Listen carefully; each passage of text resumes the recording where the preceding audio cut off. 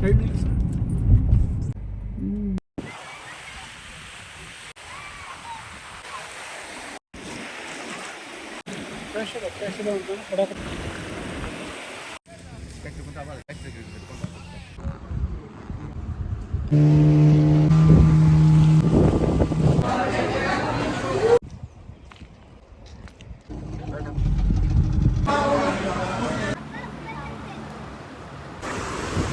ए हो हो हो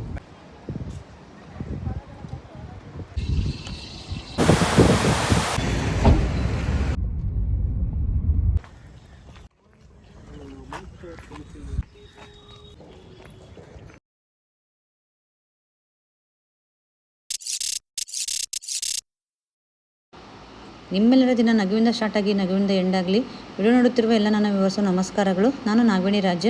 ಮತ್ತೆ ನಾ ಕಾರವಾರ ಟ್ರಿಪ್ ಹೋಗಿದ್ವಿ ನೋಡ್ರಿ. ಕಾರವಾರಕ್ಕೆ ಸಡನ್ನಾಗಿ ಏನಂದರೆ ಪ್ಲ್ಯಾನ್ ಎಲ್ಲ ಏನಿಲ್ಲ, ಸಡನ್ನಾಗಿ ಹಾಗೆ ಹೊರಟುಬಿಟ್ವಿ ನಾವು. ಅಂಕಲ್ ಆಂಟಿ ಎಲ್ಲಾದರೂ ಹೋಗೋಣ ಅಂತಂದೇಳಿ ಬೆಳಗ್ಗೆ ಕಾಲ್ ಮಾಡಿದ್ರು. ಸ್ಯಾಟರ್ಡೆ ದಿವಸ ಹೇಗಿದ್ರು, ರಂಜಾನದ ರಜಾ ಐತಿ ಬರ್ರಿ ಹೋಗೋಣ ಅಂತಂದು ಹೇಳಿಬಿಟ್ಟು ಸರಿ ಅಂತಂದೇಳಿ ನಾವು ಹೊರಟ್ವಿ. ಆದರೆ ಅವರು ಎಲ್ಲಿ 2 ಪ್ಲೇಸ್ ಹೇಳಿದರು, ಕೂಡಲ ಸಂಗಮ, ಕಾರವಾರ ಅಂತ. ಮತ್ತು ಆದರೂ ಕೂಡಲ ಸಂಗಮಕ್ಕೆ ಹೋಗ್ತಾರ ಅಂತಂದು ಹೇಳಿಬಿಟ್ಟು ನಾವು ಹೊರಟಿದ್ವಿ. ಬಟ್ ಕಾರವಾರಕ್ಕೆ ಹೋಗ್ತಿದ್ವಿ. ಮಧ್ಯೆ ಯಲ್ಲಾಪುರದ ಆಚೆ ಹಾಗೆ ಕಾರವಾರ ನಿಯರ್ ಒಂದು ಕಡೆ ಹೋಟ್ಲಿಗೆ ನಿಲ್ಲಿಸಿಬಿಟ್ಟು ಊಟ ಮಾಡ್ಕೊಂಡ್ರಾಯ್ತು ಅಂತಂದೇಳಿ ನಾವು ಊಟಕ್ಕೆ ನಿಲ್ಲಿಸಿದ್ವಿ. ಏನಂದ್ರೆ ನಾವು ಬೆಳಗ್ಗೆ ಎಲ್ಲ ನಾವು ಬಣಿ ಬಿಡೋ ಅಷ್ಟೊತ್ತಿಗೆ 11 ಗಂಟೆ ಆಗಿತ್ತು. ಮತ್ತು ರಂಜಾನ್ ಇರೋದ್ರಿಂದ ಎಲ್ಲ ಕಡೆ ರಶ್ ಇತ್ತು. ಎಲ್ಲ ಪ್ರೇಯರ್ ಮಾಡೋರು ಅದು ಇದು. ಮತ್ತು ಕಲ್ಗಟ್ಟಿಗೆ ಮೇಲೆ ಅಷ್ಟು ಬರ್ತಾಯಿದ್ದಾರೆ. ಕಲ್ಗಟ್ಟಿಗೆಯಲ್ಲಿ ಅಲ್ಲಿ ಸಿಲಿಂಡ್ರ್ ಗಾಡಿ ಏನೋ ಬಿದ್ದತಿ ಅಂತಂದು ಹೇಳಿ ನಮಗೆ ಅಲ್ಲಿ ರೋಡ್ ಬ್ಲಾಕ್ ಮಾಡಿಬಿಟ್ಟು ನಮಗೆ ಮುಂಡಗೋಡ ಮೇಲೆ ಕಳಿಸಿದ್ರು. ಹಾಗಾಗಿ ಸಿಕ್ಕಾಪಟ್ಟೆ ಲೇಟ್ ಆಯಿತು ನಮಗೆ. 2:30 ಆಗಿತ್ತು. ನಾವು ಸುಮಾರು ಊಟ ಮಾಡೋ ಅಷ್ಟೊತ್ತಿಗೆ ಹಸ್ಕೊಂಡ್ಬಿಟ್ಟಿದ್ವಿ ಎಲ್ಲರೂ. ಸರಿ ಊಟ ಮಾಡೋಣ ಅಂತಂದು ಹೇಳಿ ಊಟ ಮಾಡೋಕೆ ಆರ್ಡ್ರ್ ಮಾಡಿದ್ರೆ ಹೋಟೆಲ್ನವ್ರಿಗೆ ನಾವು ಧಮ್ಕಿ ಕೊಡೋಂಗಿಲ್ಲ, ನಮಗೆ ಅವ್ರು ಧಮ್ಕಿ ಕೊಡ್ತಾರೆ. ಹಾಗಾಗೈತೆ ಪರಿಸ್ಥಿತಿ. ಯಾಕೆ ಅಂತ ನಿಮಗೂ ಗೊತ್ತಿರಬೇಕು. ಯಾಕಂತಂದರೆ ಎಲ್ಲಿ ಸಿಲಿಂಡರ್ ಸಿಗ್ತಾ ಇಲ್ಲ. ಅವರು ಯಾವಾಗ ನಮಗೆ ಸಪ್ಲೈ ಮಾಡ್ತಾರೆ ನೋಡಿ ಆವಾಗಲೇ ಊಟ ಮಾಡಬೇಕು. ಇದು ಒಲೆ ಮೇಲೆ ಮಾಡಿಕೊಟ್ಟಿದ್ದು ಅಂತಂದೇಳಿ ನಾವು ಜಾಸ್ತಿ ಆರ್ಡ್ರ್ ಮಾಡೋಕ್ಕೆ ಹೋಗಲಿಲ್ಲ. ಯಾಕಂದರೆ ಲೇಟ್ ಆಗುತ್ತೆ ಅಂತಂದು ಹೇಳಿಬಿಟ್ಟು ಏನಂತಂದ್ರೆ ದಾಲ್ ಫ್ರೈ ಹಾಗೆ ರೋಟಿ ಮಸಾಲ ರೈಸು ಅಷ್ಟು ತಗೊಂಡು ಊಟ ಮಾಡಿದ್ವಿ. ಹಸ್ಕೊಂಡದಕ್ಕೆ ಅದು ಕೂಡ ಚೆನ್ನಾಗೇ ಅನ್ನಿಸ್ತು. ಹಾಗೆ ಬಿಸಿಲಿರೋದಕ್ಕೆ ಒಂದು ಸ್ವಲ್ಪ ಐಸ್ ಕ್ರೀಮ್ ತಗೊಂಡು ತಿಂದು ಮತ್ತೆ ಹೊರಟ್ವಿ. ನಾವು ಹೋಗ್ತಿರೋರು ಕಾರವಾರ ಕಡೆ ಅಥವಾ ಕಾರವಾರ ಕಡೆ ಹೋಗಿದ್ರೆ ಆದರೆ ಗೊತ್ತೈತಿ. ಅಲ್ಲೊಂದು ಅರ್ಧ ಕಿಲೋಮೀಟ್ರಿಂದ ಹಿಡಿದು ಒಂದು 3/4 ಕಿಲೋಮೀಟ್ರ್ವರೆಗೂ ಈ ಥರ ಗುಹೆದೊಳಗೆ ಹೋದಂಗೆ ಫೀಲಿಂಗ್ ಆಗುತ್ತೆ. ಏನೋ ಒಂಥರ ಚೆನ್ನಾಗಿ ಅನಿಸ್ತತಿ ಇದು. ಅಲ್ಲಿ ಏನಂದರೆ ಬೆಟ್ಟದೊಳಗನ ಆ ಥರ ಐತಿ. ಹಾಗೆ ಹೋಗ್ತಾ ಏನಂತಂದರೆ ಬೀಚ್ ಬಂದೇ ಬಿಡ್ತು. ನೋಡಲಿಕ್ಕೆ ನಮಗೆ ಖುಷಿ ಅಂದ್ರೆ ಇಷ್ಟೊಂದು ಜಳ ಹಾಗೆ ಬಿಸಿಲು, ಇದ್ರಾಗ ನೀರು ನೋಡತ್ಲೆ ಯಾರಿಗೆ ಖುಷಿ ಆಗಲ್ಲ. ಅದು ಬೀಚ್ ಅಂದರೆ ಯಾರಿಗೆ ಖುಷಿ ಆಗಲ್ಲ ತಾನೆ ಹೇಳಿ. ಹಾಗೆ ಮತ್ತು ನಾವು ಹೋಗ್ಬಿಟ್ಟು 15 ದಿವಸ ಆಗಿಲ್ಲ, 1 ಅವರ್ ಎಲ್ಲ ಹೋಗಿ ಬಂದಿದ್ವಿ. ಅದಲ್ಲದೆ ಈ ಲಾಸ್ಟ್ ಮಲ್ಪೆ ಬೀಚ್ಗೆಲ್ಲ ಹೋಗಿ ಬಂದು 15 ದಿವಸ ಆಯಿತು. ನಾವು ಉಡುಪಿಯಿಂದ ಬರಬೇಕಾದ್ರೆ ಬಂದಿದ್ವಿ. ಲಾಸ್ಟ್ ವೀಡಿಯೋ ಎಲ್ಲ ನೋಡಿದ್ರೆ ನಿಮ್ಗೆ ಗೊತ್ತಾಗುತ್ತೆ. ಹಾಗೆ ಸ್ವಲ್ಪ ಒಂದು 5 ನಿಮಿಷ ನಿಲ್ಕೊಂಡು ಬೀಚೆಲ್ಲ ನೋಡಿಕೊಂಡು ಹತ್ಕೊಂಡು ವಾಪಸ್ ಬಂದ್ವಿ. ನಾವು ಬಂದಿದ್ದು ರವೀಂದ್ರನಾಥ್ ಟಾಗೋರ್ ಬೀಚ್. ಮತ್ತು ರವೀಂದ್ರನಾಥ್ ಟಾಗೋರ್ ಬೀಚಲ್ಲಿ ಏನಂದರೆ ಒಂದು ಸ್ವಲ್ಪ ಗಾರ್ಡನ್ ಐತಿ. ಹಾಗೆ ಹಳೆ ಹಡಗು ಮತ್ತು ಯುದ್ಧದ ಏರೋಪ್ಲೇನು ಹಾಗೆ ಯುದ್ಧದ ಹಡಗುಗಳು ಇದ್ದವು. ಅದನ್ನು ಒಂದು ನೋಡಲಿಕ್ಕೆ ಅಂತಂದೇಳಿ ಒಂದು ಉದ್ಯಾನವನ ಟೈಪ್ ಮಾಡಿದ್ದಾರೆ ರವೀಂದ್ರನಾಥ್ ಟಾಗೋರ್ದು ಬೀಚ್ ಪಕ್ಕನೇ. ಅದನ್ನೆಲ್ಲ ನೋಡೋಣ ಅಂತಂದೇಳಿ ಸ್ವಲ್ಪ ಬಿಸಿಲಲ್ಲಿ ಬಂದಿದ್ದಕ್ಕೆ ಬೀಚಲ್ಲಿ ನೀರಾಟ ಆಡಿ ಬರೋಣ ಅಂತಂದೇಳಿ ಹೊರಟ್ವಿ. ಏನಂತಂದ್ರೆ ನಾವು ಪ್ಲ್ಯಾನ್ ಮಾಡಿಲ್ಲ ಏನಿಲ್ಲ. ಅಂಕಲ್ ಆಂಟಿ ಫೋನ್ ಮಾಡಿ ಹೇಳಿದಾಗ ಬೆಳಿಗ್ಗೆ 9 ಗಂಟೆಗೆ ಫೋನ್ ಮಾಡಿ ಹೇಳಿದಾಗ ಅವರು ನನಗೆ ಏನಂತ ಹೇಳಿದರು, ಕಾರವಾರ ಹೋಗೋಣ ಇಲ್ಲ ಅಂದರೆ ನಾವು ಕೂಡಲ ಸಂಗಮಕ್ಕೆ ಹೋಗೋಣ ಅಂತ ಕೇಳಿದರು. ನಾನು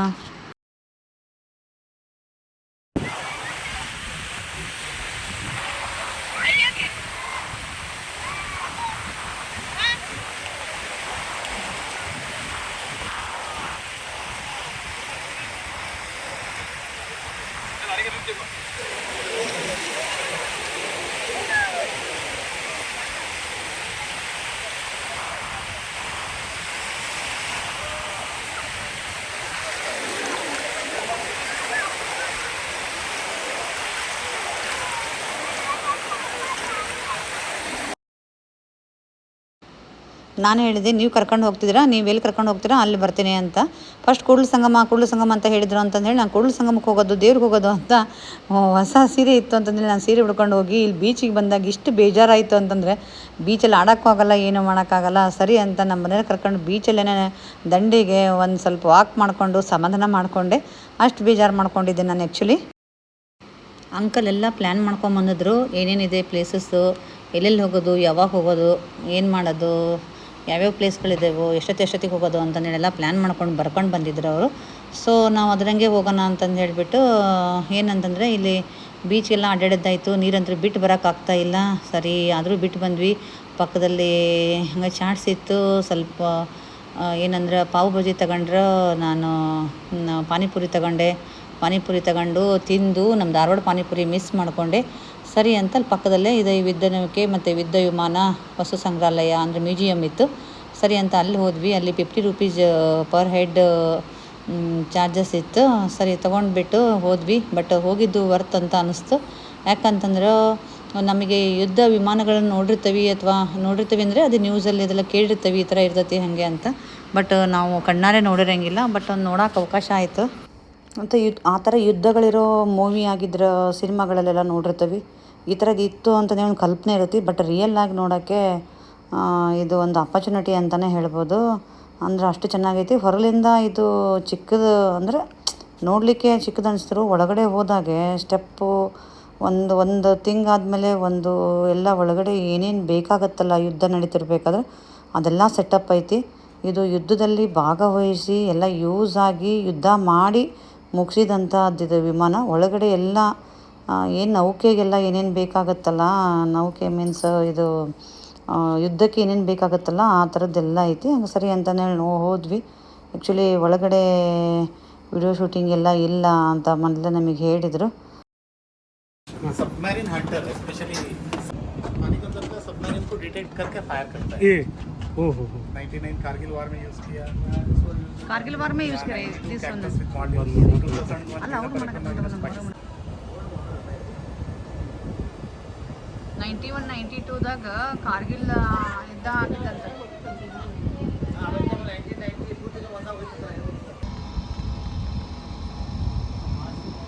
ನಮ್ಮನೆ ಬಿಡ್ರಿ ಯಾವಾಗಲೂ ಪಾಸ್ಟೇ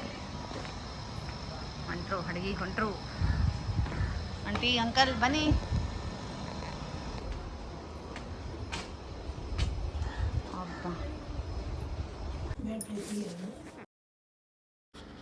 ಅದು ವಿಮಾನ ಐತಲ್ಲ 91 ಮತ್ತು 92 ಕಾರ್ಗಿಲ್ ಯುದ್ಧಕ್ಕೆ ಯೂಸ್ ಆಗಿದ್ದ ಅಂತ ಹೇಳಿದ್ರು ಅವರು. ಅಷ್ಟು ಮಾತ್ರ ಅವ್ರಿಗೆ ಹೇಳೋಕ್ಕೆ ನಾನು ವಿಡಿಯೋ ಮಾಡಿಕೊಂಡೆ. ಅದೆಲ್ಲ ಮುಗಿಸ್ಕೊಂಡು ನಾವಿಲ್ಲಿ ಹಡಗು ಬೇರೆ ಇತ್ತು. ಆ ಹಡಗಿಗೆ ಬಂದಾಗಂತೂ ನಾನು ಎಲ್ಲ ಇವ್ರದ್ದೆಲ್ಲ ನೋಡಿಬಿಟ್ಟು ಇಷ್ಟು ಖುಷಿ ಆಗಕತ್ತೈತಿ ಅಂತಂದ್ರೆ ನನಗೆ ರಣಧೀರ ಪಿಕ್ಚರ್ ಶೂಟಿಂಗ್ ನೆನಪು ಬಂತು. ಸಣ್ಣರಿದ್ದಾಗೆಲ್ಲ ರಣಧೀರ ಪಿಕ್ಚರ್ ನೋಡಿ ಆಮೇಲೆ ಎಷ್ಟು ಸಲ ರಣಧೀರ ಪಿಕ್ಚರ್ ನೋಡಿದ್ರು ಬೇಜಾರಾಗಲ್ಲ. ಮತ್ತು ಹಾಗೆ ಹಡಗು ಅದರಲ್ಲೆಲ್ಲ ನೀರೆಲ್ಲ ಒಳಗೆ ಬರ್ತೈತಿ ಲಾಸ್ಟ್ ಸೀನ್ರಲ್ಲಿ, ಅದನ್ನೆಲ್ಲ ನೋಡಿಕೊಂಡು ಅದಕ್ಕೆ ಇದೆಲ್ಲ ಇದೆ ಅಂತಂದೇಳಿ ಅನ್ನಿಸ್ತು. ಏನಂದರೆ ಅಲ್ಲಿ ಹೊರಗಡೆ ಬರೋಕ್ಕೆ ಮತ್ತು ಒಳಗಡೆ ಹೋಗಲಿಕ್ಕೆ ಅಲ್ಲಿ ಬೆಡ್ಡು ಕೂಡಲಿಕ್ಕೆ ಮತ್ತು ಯಾರ್ಯಾರು ಇರ್ತಾರೆ ಅವ್ರ ಮಷಿನ್ಸು ನೋಡಿರಿ ಎಷ್ಟೊಂದು ಮಷಿನ್ ಇದೆ. ಅದೆಲ್ಲ ನೋಡಿಬಿಟ್ಟು ಮತ್ತು ಹೊರಗಡೆ ಬಂದುಬಿಟ್ಟು ಒಂದೊಂದು ಸಿನಿಮಾದಲ್ಲಿ ಹಡಗ್ನಾಗೆಲ್ಲ ಫೈಟೆಲ್ಲ ಆಡ್ತಿರ್ತಾರಲ್ಲ ಅದೆಲ್ಲ ನೆನಪು ಬಂತು. ನಿಜ ನನಗಂತೂ ಭಾಳ ಖುಷಿ ಆಯಿತು. ಇಂಥ ಹಡಗಲ್ಲಿ ನಾವು ರಿಯಲ್ ಹಡಗಲ್ಲಿ ಹೋಗ್ತಾವಿಲ್ಲ ಗೊತ್ತಿಲ್ಲ. ಬಟ್ ನಿಂತು ಹೋಗಿರೋ ಎಲ್ಲ ಸುಸ್ತಾಗಿ ಕೆಲಸ ಮಾಡಿ ವರ್ಕೌಟ್ ಆಗಿ ಬ್ಯಾಡ್ ಆಗಿರೋ ಹಡಗಿನಲ್ಲಿ ಅಟ್ಲೀಸ್ಟ್ ನಾವು ಈ ಥರ ನೋಡ್ಲಿಕ್ಕೆ ಒಂದು ಅವಕಾಶ ಮಾಡಿದಾರ. ಏನೇನು ಇರ್ತೈತಿ ಅಂತಂದು ಹೇಳೆಲ್ಲ ಇವನ್ ಬೆಡ್ಡು, ಅಲ್ಲಿ ರೆಸ್ಟು, ಬಾತ್ರೂಮು, ಕಮೋಡ್ ಅದೆಲ್ಲ ಇತ್ತು. ಇದೆಲ್ಲ ಇಲ್ಲಿ ಬರ್ತಾ ಇದ್ದಾರಲ್ಲ ಇಲ್ಲಿ ಇದೆಲ್ಲ ಅದು ಎಲೆಕ್ಟ್ರಿಕಲ್ ಥಿಂಗ್ಸ್ ಇರುತ್ತಲ್ಲ ಅದೆಲ್ಲ ಹೋಗಲಿಕ್ಕೆ ಅಂತಂದೇಳಿ ಅದೆಲ್ಲ ನೋಡ್ರಿ ಇಲ್ಲೆಲ್ಲ ಸೋಫಾ ಮತ್ತು ಹಾಗೆ ಒಂದು ಕಡೆಯಿಂದ ಹೋಗಲಿಕ್ಕೆ ಒಂದು ಕಡೆಯಿಂದ ಬರಲಿಕ್ಕೆ ಮಾಡಿದರು. AC ಎಲ್ಲ ಇತ್ತು ಒಳಗಡೆ ಹೋಗಿದ್ದಕ್ಕೆ. ನಿಜ ಯಾವುದೋ ಒಂದು ಮನೇಲಿದ್ದೇವೇನೋ ಅನ್ನೋ ಫೀಲಿಂಗು, ದೊಡ್ಡ ಒಂದು ಲಾಡ್ಜಲ್ಲಿದ್ದೇವೇನೋ ಅನ್ನೋ ಫೀಲಿಂಗು. ಅವು ಕೂಡ ಇಲ್ಲೆಲ್ಲ ಕೂತು ಹಾಳು ಮಾಡ್ತಾರಂತ ಗ್ರೇಸ್ ಎಲ್ಲ ಹಚ್ಚಿದ್ರು. ಎಷ್ಟು ಚೆನ್ನಾಗಿ ಅನ್ನಿಸ್ತು. ಒಳಗಡೆ ಎಲ್ಲ ಸೆಕೆ ಆಗುತ್ತೆ ಅಂತಂದೇಳಿ ಎಲ್ಲ ಅಷ್ಟಕ್ಕೆ ಒಂದು AC ಹಚ್ಚಿದ್ರು. ನಾನು ಹೇಳಿದ್ನಲ್ಲ ಕಮೋಡ ಎಲ್ಲ ಇದೆ ಅಂತಂದೇಳಿ. ಹಾಗೆ ಮತ್ತು ಇವರೆಲ್ಲ ಯುದ್ಧ ಮಾಡೋರು, ಸೆಕ್ಯೂರಿಟಿ ಗಾರ್ಡು ಅವರೆಲ್ಲರನ್ನೂ ಎಷ್ಟು ಚಂದ ಸ್ಟ್ಯಾಚ್ಯೂ ಮಾಡಿ ನಿಲ್ಲಿಸಿದ್ದಾರೆ ಅಂದರೆ ಅಷ್ಟು ಚಂದ ಮಾಡಿದ್ದಾರೆ. ಸಖತ್ತಾಗಿತ್ತು. ನೀವೇನಾದರೂ ಕಾರವಾರಕ್ಕೆ ಹೋದರೆ ಇದು ರವೀಂದ್ರನಾಥ್ ಟಾಗೋರದ್ದು ಉದ್ಯಾನವನಕ್ಕೆ ಮಾತ್ರ ಮಿಸ್ ಮಾಡ್ಕೊಳ್ದಂಗೆ ಬರ್ರಿ. ಇವರು ನಮ್ಮ ಕಾಕರು ಅದು ಸ್ಟೇರಿಂಗ್ ಹಿಡಿದು ಇಲ್ಲೇ ಬಿಡೋದಮ್ಮ ಅಂತ ಹೇಳ್ತಿದ್ರು. ನಾನು ಬಿಟ್ಗಿಟ್ಟಿರ ಮತ್ತೆ ಮುಂದೆ ಓದಿತ್ತು ಅಂತ ಜೋಕ್ ಮಾಡ್ತಾ ಇದ್ದೆ. ಅಲ್ಲಿ ನೋಡ್ರಿ ಮತ್ತೆ ನೀವು ಮತ್ತೆ ಹೊಡ್ಕೊಂಡು ಮುಂದೆ ಹೋಗಿದ್ದೀರಿ. ಮತ್ತು ಇದಕ್ಕೆ ಹೋದಿರಿ ಬನೇಶ ನಗರಕ್ಕೆ.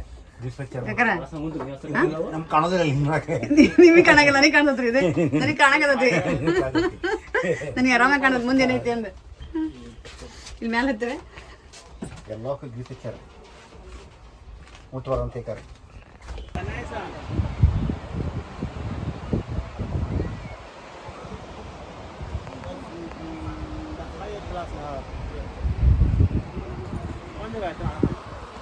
ಹಡಗಿನಲ್ಲಿನ ಮೇಲೆ ಬರೋಕೆ ಮತ್ತು ಕೆಳಗೆ ಬರೋಕೆ ಆಪ್ಷನ್ಸ್ ಇರ್ತೈತಿ. ನಿಮಗೆ ಒಂದು ಐಡಿಯಾ ಇರ್ಬೋದು ಆ ಥರ. ಇದು ಮೇಲ್ಗಡೆ ಬಂದಾಗ ನೋಡ್ರಿ, ಸುತ್ತ ಎಲ್ಲ ನಾವು ಅಲ್ಲಿ ವಿಮಾನಕ್ಕೆ ಹೋಗಿ ಬಂದಿದ್ವಲ್ಲ ಅದು, ಮತ್ತು ಸುತ್ತ ಈ ರವೀಂದ್ರನಾಥ ಉದ್ಯಾನವನ, ಹಾಗೆ ಸುಮಾರಲ್ಲಿ ಬೀಚು, ಅದೆಲ್ಲ ಸೀನ್ರಿ ಒಳ್ಳೆ ಚೆನ್ನಾಗಿತ್ತು, ಎಷ್ಟು ಚೆನ್ನಾಗಿ ಕಾಣ್ತಿದೆ. ಮತ್ತು ಇದು ಹಡಗಿಗೆ ಮೇಲ್ಗಡೆ ಇದು ಮೋಸ್ಟ್ಲಿ ವೇವ್ಸು ಮಾಹಿತಿ ಕೊಡುತ್ತಲ್ಲ ಅದು ಅಂತ ನಾವು ಅಂದ್ಕೊಂಡ್ವಿ. ಅದೆಲ್ಲ ನೋಡಿಕೊಂಡು ಬರ್ತಾಯಿದ್ವಿ. ಅಲ್ಲಿ ಬೀಚ್ ಮಾತ್ರ ಚೆನ್ನಾಗಿ ಕಾಣ್ತಾಯಿತ್ತು. ಅಲ್ಲಿ ಹೋದ್ಮೇಲೆ ಸುಮ್ಮನೆ ನಾವು ವಿಡಿಯೋ ಫೋಟೋಸು ಎಲ್ಲ ತಗೊಂಡು ಚೆನ್ನಾಗಿ ಅನ್ಸೋದು ಸೀನ್ರಿ, ಮತ್ತು ಆ ಸೀನ್ ಅದೆಲ್ಲ ನೋಡಲಿಕ್ಕೆ ತುಂಬ ಖುಷಿ ಅನ್ಸೋದು, ಅಷ್ಟು ಚೆನ್ನಾಗಿತ್ತು. ಯಾವುದೋ ಒಂದು ಹೊರದೇಶಕ್ಕೆ ಬಂದೆವು ಅನ್ನೋ ಫೀಲಿಂಗು. ಬೀಚ್ ಏರಿಯಾ ಅಂದರೆ ಹಾಗೆ ನೋಡಿಕೊಂಡು ಸ್ವಲ್ಪ ಹೊರಗಡೆ ಕೂತಿದ್ವಿ. ಅಲ್ಲಿ ಎಲ್ಲ ಇದು ಯಾವಾಗ ಪಾಕ್ ಮತ್ತು ಇಂಡಿಯಾ ಯುದ್ಧ ಅವೆಲ್ಲ ಅದೆಲ್ಲ ಹಿಸ್ಟ್ರಿ ಹಾಕಿದ್ರು, ಅದೆಲ್ಲ ಶೂಟ್ ಮಾಡ್ಕೊಂಡೆ ಹಾಗೆ ನೋಡ್ತಾ ಇದ್ವಿ, ಶೂಟ್ ಮಾಡ್ಕೊಂಡ್ವಿ. ಮತ್ತು ಇನ್ನೇನು ಮಾಡೋದು, ಟೈಮ್ ಇದೆ ಅಂತಂದು ಹೇಳಿಬಿಟ್ಟು ಮತ್ತೆ ಬೀಚ್ ಹತ್ರ ಹೋಗೋಣ, ಅಟ್ಲೀಸ್ಟ್ ಸನ್ಸೆಟ್ ಅದ್ರ ನೋಡ್ಕೊಂಡು ವಾಪಸ್ಸು ರೂಮ್ ಮಾಡ್ಕೊಂಡು ರೂಮಿಗೆ ಹೋದ್ರಾಯ್ತು ಅಂತ ಪ್ಲ್ಯಾನ್ ಮಾಡಿಕೊಂಡು ಮತ್ತೆ ನಾವು ಬೀಚ್ ಹತ್ರ ಬಂದ್ವಿ. ಬೀಚ್ ಹತ್ರ ಬಂದುಬಿಟ್ಟು ಮತ್ತು ಏನೂ ಇಲ್ಲ, ಏನು ಮಾಡೋದು, ಆಡೋಂಗಿಲ್ಲ ಏನೂ ಇಲ್ಲ ಸರಿ ಅಂತ ಮತ್ತೆ ಒಂದು ಲಾಂಗ್ ವಾಕು ಬೀಚಲ್ಲೇ ಹೋಗಿದ್ದು.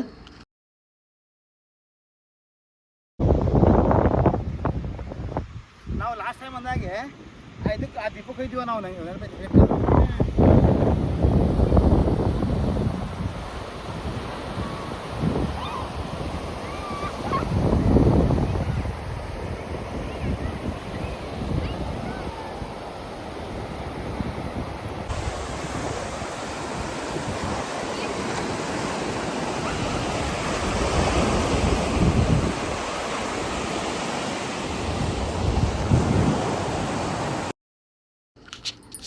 ಬೀಚಲ್ಲಿ ಅಡ್ಡಾಡಿ ಸುಸ್ತಾಗಿ ಸನ್ಸೆಟ್ ನೋಡ್ಕೊಂಡು ಖುಷಿಯಾಗಿ ಒಂದು 8-8:30ಗೆ ರೂಮ್ ಹುಡುಕಿಬಿಟ್ಟು ರೂಮ್ ಮಾಡಿದ್ವಿ. ರೂಮ್ ಮಾಡಿದರೆ ಫ್ರೆಶ್ ಅಪ್ ಆಗಿ ಊಟ ಮಾಡ್ಕೊಂಬಂದು ಮಲಗೋಣ ಅಂತಂದೇಳಿ ರೂಮ್ ಮಾಡ್ಕೊಂಡ್ವಿ. ರೂಮೇನ ಮಾಡಿದ್ವಿ. ಆದರೆ ನನಗೆ ಯಾವಾಗ ಸೀರೆ ತೆಗೆದು ಚೇಂಜ್ ಮಾಡಿದ್ರಾಯ್ತು ಅಂತ ಅನಿಸ್ತಾಯಿತ್ತು. ಚೇಂಜ್ ಮಾಡಿಕೊಂಡು ಹೊರಟ್ವಿ. ಅಲ್ಲಿ ನಮ್ಮ ರೂಮ್ನಲ್ಲಿ ಹೇಳಿದರು ಲಾಡ್ಜಿನರು, ಪೂರ್ಣಿಮಾ ಹೋಟೆಲ್ಲು ಚೆನ್ನಾಗಿದೆ ಪ್ಯೂರ್ ವೆಜ್ ಅಂತ. ಸರಿ ನಾ ಅಂತ ಹೊಂಟ್ರೆ ಅಲ್ಲಿ ಹೋಗೋ ಅಷ್ಟೊತ್ತಿಗೆ ಎಲ್ಲ ಊಟ ಖಾಲಿಯಾಗಿದೆ, ಆ ರೋಟಿ ಇಲ್ಲ ಈ ಚಪಾತಿ ಇಲ್ಲ ಅಂತ ಹೇಳ್ತಾಯಿದ್ರು. ಸರಿ ಜೋಳದ ರೊಟ್ಟಿಗೆ ಜವಾರ್ ರೋಟಿ ಅಂತ ಹೇಳ್ತಾಯಿದ್ರು ಅವರು. ಅದನ್ನೇ ತಿಂದು ಬಂದು ಮಲ್ಕೊಂಡು ಅಲ್ಲಿ ಅದನ್ನೆಲ್ಲ ಶೂಟ್ ಮಾಡ್ಕೊಳ್ಳಿಲ್ಲ. ಒಂದು ಗೋಬಿ ತೊಗೊಂಡಿದ್ವಿ, ಗೋಬಿ ಎಲ್ಲ ತಿಂದ್ಕೊಂಡು ಬಂದು ಟಯರ್ಡ್ ಆಗಿದ್ವಲ್ಲ ಇದು ಬಿಸಿಲಿಗೆ, ಸರಿ ಅಂತ ಮಲಗಿಕೊಂಡು ಬೆಳಗ್ಗೆ 6-6:30ಗೆ ಎದ್ದು ಬೋಟಿಂಗ್ ಹೋಗೋದು ಅಂತ ಬೋಟಿಂಗ್ ಹೊರಟ್ವಿ. ಅಲ್ಲಿ ಬೋಟಿಂಗ್ ಹೋಗೋ ಅಷ್ಟೊತ್ತಿಗೆ ಇವಾಗ 6 ಗಂಟೆಗೆಲ್ಲ 9 ಗಂಟೆಯಿಂದ ಬೋಟಿಂಗ್ ಸ್ಟಾರ್ಟು ಅಂತ ಹೇಳಿದರು. ಆ್ಯಕ್ಚುಲಿ ಲಾಡ್ಜರ್ ನಮಗೆ ಸಂಡೇ ಇರೋದ್ರಿಂದ ರಶ್ ಇರುತ್ತೆ, ಬೇಗ ಹೋಗ್ರಿ ಅಂತೆಲ್ಲ ಹೇಳಿದರು. ಇನ್ನೇನು ಮಾಡೋದಪ್ಪ, 6 ಗಂಟೆ ಅಂದರೆ ಸುಮಾರು 7 ಗಂಟೆ ಆಯಿತು. 7 ಗಂಟೆಯಿಂದ 9 ಗಂಟೆ ಯಾರು ಟೈಮ್ ವೇಸ್ಟ್ ಮಾಡೋದು, ಮತ್ತೆ ಒಂದು ಸ್ವಲ್ಪ ಹೊತ್ತು ಬೀಚಲ್ಲೆಲ್ಲ ಆಟ ಆಡೋಣ ಅಂತಂದೇಳಿ ಮಾತಾಡಿಕೊಂಡು ಮತ್ತೆ ವಾಪಸ್ ರೂಮಿಗೆ ಬಂದು ಅಟ್ಲೀಸ್ಟ್ ಬೀಚಲ್ಲಿ ಆಡೋ ಡ್ರೆಸ್ಸನ್ನು ಹಾಕೊಂಬರೋಣ ಅಂತ ಹಾಕೊಂಬರಕ್ಕೆ ಹೋದ್ವಿ. ನಾನಂತರೂ ಬೀಚಲ್ಲಿ ಆಡೋಕ್ಕೆ ಅಂತ ಡ್ರೆಸ್ ಒಯ್ದಿರಲೇ ಇಲ್ಲ, ಸಾರಿನೇ ಉಡ್ಕೊಂಡು ಹೋದಳು ನಾನು ಕೂಡಲ ಸಂಗಮಕ್ಕೆ ಹೋಗೋದು ಅಂತಂದೇಳಿ. ಸರಿ ಅಂತ ಇದ್ರದನ್ನೇ ಹಾಕ್ಕೊಂಡ್ಬಂದು ಚೆನ್ನಾಗಿ ಎಂಜಾಯ್ ಮಾಡೋದಾಯ್ತು ಅಂತಂದು ಹೇಳಿ ನಾನು ಯಾವುದೂ ವಿಡಿಯೋ ಮಾಡಲಿಲ್ಲ. ಇಲ್ಲಿ ಮಾತ್ರ ಚೆನ್ನಾಗಿ ನೀರಲ್ಲಿ ಬೀಚಲ್ಲೆಲ್ಲ ಕುಣ್ಕೊಂಡು ಮತ್ತೆ ಒಂದು ಲಾಂಗ್ ವಾಕ್ ಹೋಗಿ ಬೀಚಲ್ಲಿನೇ ಒಂದು 9 ಗಂಟೆ 10 ಗಂಟೆವರೆಗೂ ಆಡಿದ್ವಿ ನಾವು. ಸುಮಾರು 9 ಗಂಟೆ 9:30ವರೆಗೂ ಆಡಿ ರೂಮಿಗೆ ಬಂದು ಮತ್ತೊಂದು ಸಲ ಸ್ನಾನ ಮಾಡಿ ಫ್ರೆಶ್ ಅಪ್ ಆಗಿ ಟಿಫಿನ್ ಮಾಡಿಕೊಂಡು ಬೋಟಿಂಗ್ ಹೊರಟ್ವಿ.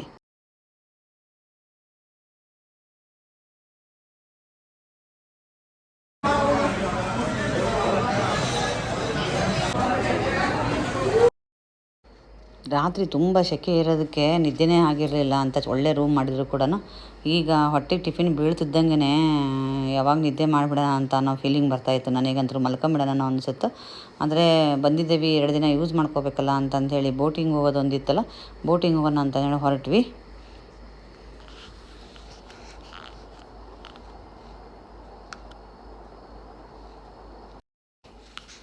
ಇನ್ನೂ ಒಂದು 11 ಗಂಟೆನೂ ಆಗಿಲ್ಲ, ಒಂದು 10:30 ಆಗಿರಬೇಕು. ಇಷ್ಟು ಬಿಸಿಲು ಅಂದರೆ ನಮಗೆ ನಿಲ್ಲಕ್ಕಾಗ್ತಾಯಿಲ್ಲ. ಸರಿ, ಕಾಳಿ ರಿವರ್ ಅಂತಂದರೆ ಇಲ್ಲಿ ಒಳಗಡೆ ನಾವು ಬೋಟಿಂಗ್ ಹೋಗ್ತೇವಲ್ಲ, ಇದೊಂದು ಉದ್ಯಾನವನ. ಅಲ್ಲಿ ಬೇಕಾದರೆ ನಾವು ಸುತ್ತಾಡ್ಬೋದು. ಅದಕ್ಕೊಂದು 15 ರೂಪಾಯಿ ಚಾರ್ಜ್ ತೊಗೊಂಡ್ರು ಅವರು.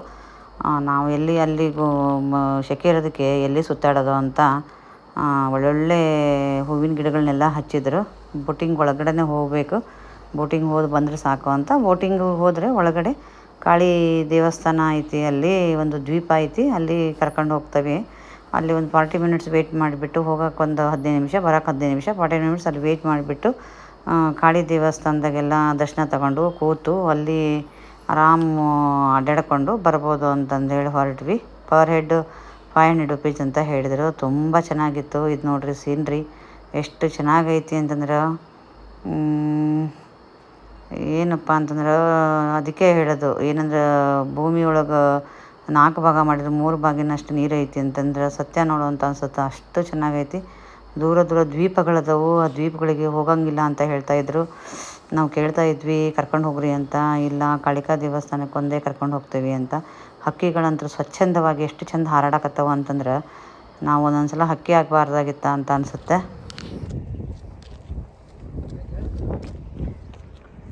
ಹಾಂ, ಅಂದರೆ ಇದೇ ಐಲ್ಯಾಂಡ್ ಹೋಗೋದು ನೀವು? ಈ ಐಲ್ಯಾಂಡ್ ಮತ್ತು ಅದು ಹೋಗಲ್ಲ. ಅಲ್ಲಿ ಆ ಕಡೆ ಒಂದಿದಿಲ್ಲ, ಮುಂದೆ ಅದು ಹೋಗಲ್ಲ. ಅಲ್ಲಿ ಆ ಕಡೆ ಒಂದಿದಿಲ್ಲ. ಅಲ್ಲಿ ಕಾಳಿ ಮಾತಾ ಟೆಂಪಲ್ ಇಲ್ಲೇ ಬರುತ್ತೆ ಅದ್ರೊಳಗೆ. ಇದು ಫುಲ್ ಒಂದು ರೌಂಡ್ ಹಾಕ್ತೀರಾ? ಅಲ್ಲಿ ಹೋಗ್ಕೊಂಡು ಲ್ಯಾಂಡ್ ಮಾಡ್ತೀವಿ, ಲ್ಯಾಂಡ್ ಮಾಡ್ಕೊಂಡು ಒಳಗಡೆ ಕರ್ಕೊಂಡು ಹೋಗ್ತೀವಿ. ತೋರಿಸ್ತೀರಿ. ಹಾಂ, ಬೆಲ್ಟ್ ಹಾಕಿ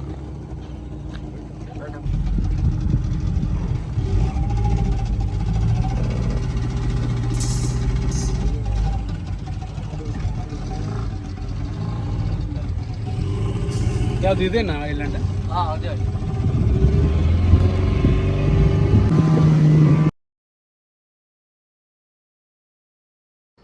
ನಮ್ಮ ಸಮುದ್ರ ಜರ್ನಿ ಸ್ಟಾರ್ಟ್ ಆಯ್ತು ನೋಡ್ರಿ. ಎಲ್ಲರಿಗೂ ಒಂದು ಏನಂತಾರೆ ಇವಕ್ಕೆ, ವಾಟ್ರದ್ದು ಏನಪ್ಪ ಏನು ಹೇಳಕ್ಕೆ ಬರವಲ್ದು, ಮುಳುಗಬಾರ್ದು ಅಂತಂದೇಳಿ ಒಂದು ಕವರ್ ಕೊಟ್ಟರು. ಅದು ಹಾಕೊಂಡ್ವಿ, ಹೊರಟ್ವಿ. ಏನು ಸಖತ್ತಾಗಿತ್ತು ಅಂತಂದರೆ ಫುಲ್ಲು ಇಷ್ಟು ಬಿಸಿಲಿದ್ರು ಕೂಡ ನೀರನ್ನೇ ಹೋಗಕತ್ತದಕ್ಕೋ ಏನೋ ಫುಲ್ ಆರಾಮ್ ಅನ್ಸಕತ್ತತ್ತು. ಹಾಯಾಗಿ ಹಿಂಗೆ ಎಷ್ಟು ತಾಸು ಬೇಕಾದರೂ ಹೋಗೋಣ ಅನಿಸುತ್ತೆ. ಸುಮಾರು ದೂರ ಬಂದ್ವಿ ನಾವು ದಡದಿಂದ ಅಂತ ಅನ್ನೋ ಫೀಲಿಂಗ್ ಅಷ್ಟೇ ಅಲ್ಲ, ನಿಜಾನೇ ಅದು. ಸುಮಾರು ದೂರ ಬಂದಿದ್ವಿ. ಈ ಥರ ಒಂದು ಪ್ರಪಂಚಕ್ಕೆ ಬರಬೇಕು. ಎಲ್ಲ ಮರೆತ್ಕೊಂಡು ಸುಮ್ಮನೆ ಆರಾಮಾಗಿ ಕೂಡಬೇಕು. ನಮ್ಮ ಮನೇಲಿ ಬೈತಾಯಿದ್ರು ನಾನು ವಿಡಿಯೋ ಮಾಡ್ಕೊತಿರೋದಕ್ಕೆ. ಸ್ವಲ್ಪ ಎಂಜಾಯ್ ನೋಡು ಬರೀ ವಿಡಿಯೋ ಮಾಡ್ತೀಯಲ್ಲ ಅಂತಂದೇಳಿ ಬೈಸ್ಕೊಂಡು, ಆದರೂ ನಾನು ವಿಡಿಯೋ ಮಾಡಿಕೊಂಡು ಎಂಜಾಯ್ ಮಾಡಿದ್ದೀನಿ. ಬಂದೇ ಬಿಡ್ತು ನಾವು ಕಾಳಿಕಾ ಮಾತೆ ದೇವಸ್ಥಾನಕ್ಕೆ ಹೋಗೋ ರೂಟು. ಅಲ್ಲಿ ಸಿಮೆಂಟನ್ನು ಮತ್ತು ಉಸುಗನ್ನು ಹಾಕಿ ಚೀಲದಿಂದ ಒಂದು ರೋಡ್ ಮಾಡಿದ್ದಾರೆ. ಹೋಗ್ಬೇಕಾದ್ರೆ ಇದು ಚೆನ್ನಾಗಿ ಕಾಣುತ್ತೆ, ಬರಬೇಕಾದ್ರೆ ಇದೆಲ್ಲ ಮುಚ್ಕೊಂಡು ನೀರು ಬಂದುಬಿಟ್ಟಿತ್ತು.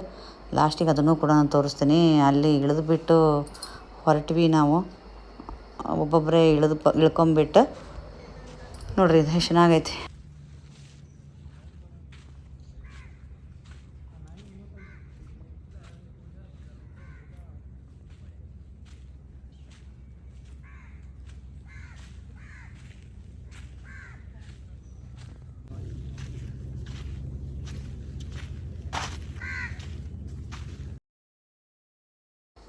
ಇದು ಕೂಡ ತುಂಬ ಚೆನ್ನಾಗಿತ್ತು. ಅದೊಂದು ದಡದಿಂದ ಹಿಡಿದು ಒಂದು 50 ಮೀಟರಷ್ಟು ನಾವು ಕಾಳಿಕಾ ದೇವಸ್ಥಾನ ಒಳಗೆ ನಡ್ಕೊಂಬಂದ್ವಿ. ಅದು ಕಾಳಿಕಾ ದೇವಸ್ಥಾನದ್ದೇ ಎಲ್ಲ ಆವರಣ. ಹಾಗೆ ನಾಯಿಗಳನ್ನೆಲ್ಲ ಸಾಕಿದ್ದಾರೆ. ನಾಯಿಗಳು ಬರೋರನ್ನ ಹೋಗೋರನ್ನ ಎಲ್ಲ ಪಾಪ ಕರ್ಕೊಂಡು ಬರೋದು ಹೋಗೋದು. ನೋಡ್ರಿ, ಕಾಳಿಕಾ ದೇವಿದು ಸ್ಟ್ಯಾಚ್ಯೂ ಇತ್ತು ಹಾಗೆ ಹೊರಗಡೆ. ಇಲ್ಲಿ ಕೂಡ ಜನವರಿಲಿ ಜಾತ್ರೆ ಆಗುತ್ತಂತ ತುಂಬ ವಿಜೃಂಭಣೆಯಿಂದ. ಜಾತ್ರೆಗೆ ಬರಬೇಕಾದ್ರೂ ಕೂಡ ಎಲ್ಲರೂ ಅದು ಸಿಪ್ಪೆಲ್ಲ ಹಡಗು, ಚಿಕ್ಕದು ದೋಣಿನೂ ಅಲ್ಲ, ಚಿಕ್ಕದ ಹಡಗು ನಾವು ಬಂದ್ವಲ್ಲ ಅದರಲ್ಲಿನೇ ಬಂದುಬಿಟ್ಟು ಜಾತ್ರೆ ಮಾಡ್ತಾರೆ ಜನ ಎಲ್ಲ. ತುಂಬ ಚೆನ್ನಾಗಿ ಆಗುತ್ತೆ, ಗ್ರ್ಯಾಂಡಾಗಿ ಅಂತ ನಮ್ಮ ಕರ್ಕೊಂಡು ದೋಣಿ ನಡೆಸ್ಕೊಂಡು ಹೋದವರು ಹೇಳ್ತಾಯಿದ್ರು ಅದನ್ನು. ಇಲ್ಲಿ ಸುಮಾರು ಎಲ್ಲ ಚೆನ್ನಾಗಿತ್ತು ನೋಡಲಿಕ್ಕೆ. ಹಾಗೆ ಮಾವಿನಕಾಯಿ ಗಿಡಗಳು, ಫ್ಲವರ್ ಗಿಡ, ಮಾವಿನಕಾಯಿ ಎಲ್ಲ ಬಿದ್ದಿದ್ವು. ಸ್ವಲ್ಪ ಹರ್ಕೊಂಡ್ವಿ, ತಿಂದ್ವಿ, ಸ್ನ್ಯಾಕ್ಸ್ ಒಯ್ದಿದ್ವಿ. ಅದನ್ನು ತಿನ್ಕೊಂಡು ದೇವಿ ದರ್ಶನ ಎಲ್ಲ ಮಾಡಿಕೊಂಡು ಆರಾಮಾಗಿ ಸ್ವಲ್ಪ ಹೊತ್ತು ಕೂತ್ಕೊಂಡ್ವಿ, ಒಂದು 40 ಮಿನಿಟ್ಸ್ವರೆಗೂ. ನೋಡಿರಿ, ದೇವಿ ದರ್ಶನ. ದೇವಿದು ಮಧ್ಯಾಹ್ನ ಅಂತೆ ಪೂಜೆ ಇಲ್ಲಿ. ಮಧ್ಯಾಹ್ನ ಅಂದರೆ ನಾವು ಬರೋ ಅಷ್ಟೊತ್ತಿಗೆ ಆವಾಗ ಕಸ ಹೊಡೆದು ಆವಾಗ ಕ್ಲೀನ್ ಮಾಡ್ತಾಯಿದ್ರು. ಅದೆಲ್ಲ ನಿಮಗೆ ಸರಿ ಕಾಣ್ತಿಲ್ಲ, ಸೆಟ್ಟಸ್ ಹಾಕಿದ್ದಾರೆ. ಅದೆಲ್ಲ ಮುಗಿಸ್ಕೊಂಡು ಅಲ್ಲಿ ಕೂಡ ಬ್ಲ್ಯಾಕ್ ವಾಟರ್ ಎಲ್ಲ ಇತ್ತು, ಅದೆಲ್ಲ ನೋಡಿಕೊಂಡು ಮತ್ತೆ ವಾಪಸ್ ಹೊರಟ್ವಿ. ವಾಪಸ್ಸು ಹೋಗ್ತಿರ್ಬೇಕಾದ್ರೆ ಒಂದು ಒಳ್ಳೆ ಎಕ್ಸ್ಪೀರಿಯೆನ್ಸು. ಅದೆಲ್ಲ ರೋಡ್ ಇತ್ತಲ್ಲ, ಆ ರೋಡು ಉಸುಕು ಹಾಕಿದ ಚೀಲ ಅದೆಲ್ಲ ಮೇಲ್ಗಡೆ ನೀರು ಬಂದು ಒಂದು 10 ಮೀಟ್ರಷ್ಟು ನೀರಿನಲ್ಲೇ ನಡ್ಕೊಂಡು ಹೋಗಿದ್ದಾಯಿತು. ಸ್ಲೀಪರೆಲ್ಲ ಕೈಯಲ್ಲಿ ಹಿಡ್ಕೊಂಡು.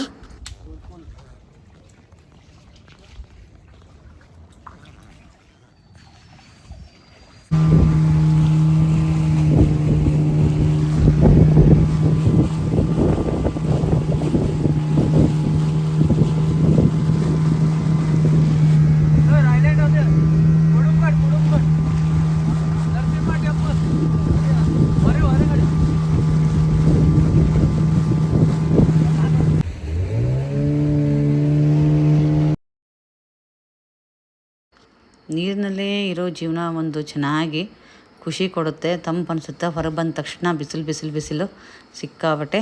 ಇವಾಗೆಲ್ಲ ನಾವು ಹೊರಗಡೆ ಬಂದಾಗ ಸುಮಾರು 12:30 1 ಗಂಟೆ ಆಗಕ್ಕೆ ಬಂದಿತ್ತು. ನೀರು ಏನೂ ಇಲ್ಲ. ಇವಾಗ ನಮ್ಮ ಮನೆಯವ್ರದ್ದು ಏನೋ ಕೆಲಸ ಬಂತು, ಸರಿ ಊರಿಗೆ ಹೋಗೋಣ ಅಂತಂದು ಹೇಳಿಬಿಟ್ಟು ರೂಮಿಗೆ ಬಂದುಬಿಟ್ಟು ಪ್ಯಾಕಪ್ ಆಗಿ ಪಟ ಪ್ಯಾಕಪ್ ಮಾಡಿಕೊಂಡು ಅಲ್ಲಿ ದಾರಿಯಲ್ಲಿ ಹೊರಟ್ವಿ. ದಾರಿಯಲ್ಲಿ ಹೋಗ್ಬೇಕಾರೆ ಸೋಡಾ ಕುಡಿಯೋಣ, ತಂಪಾಗುತ್ತೆ ಅಂತಂದೇಳಿ ಎಲ್ಲ ಕುಡ್ಕೊಂಡು ನಿಂತ್ಕೊಂಡು ಸೋಡಾ ಕುಡಿದ್ವಿ. ಹೀಗೆ ಬರ್ತಾ ಮಧ್ಯೆ ದಾರಿಯಲ್ಲಿ ಒಂದು ದಾಬಾಕ್ಕೆ ನಿಲ್ಲಿಸಿಬಿಟ್ಟು ಚೆನ್ನಾಗಿ ಊಟನೂ ಮಾಡಿಕೊಂಡು ವಾಪಸ್ಸು ಊರಿಗೆ ಬಂದು ಸೇರಿದ್ವಿ.